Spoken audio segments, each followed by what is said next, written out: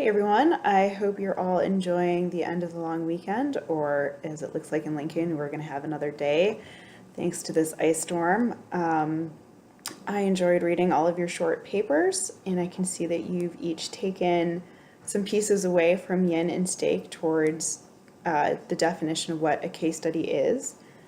In your discussion board this week, you're going to be working together to create a collective definition of case study. So that's going to require you to find the similarities between yin and steak. But as you do that, I also want you to think about what the differences are between their approaches. And I want you to think about, as you also read the example in the example bank, think about how people approach case study differently.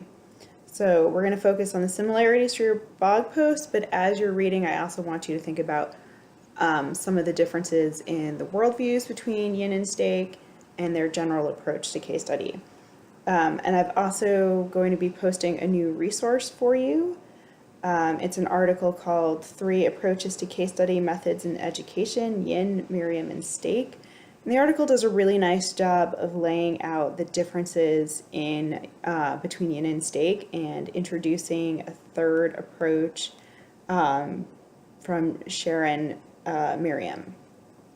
And I have her book here. I didn't want to overload you guys with too many books, but this is sort of a third standard text for case study methods in education. And so if you, as you go on, you find that you're not really satisfied with yin or steak, Miriam is sort of a good middle ground, so you might want to check that out too.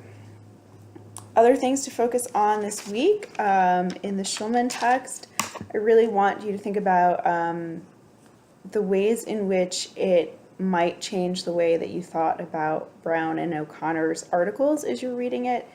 And particularly Brown's article, does it fit with the idea of disciplined inquiry? You're also going to be reading examples of case studies this week, as I mentioned before. And I want you to pay attention to the different components of the examples for your paper.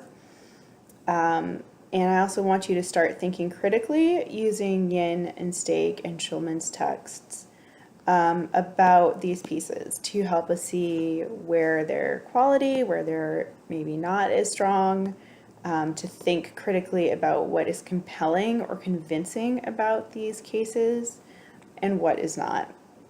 And so I also want you to think about what you can take from these examples and apply them to your own case study development.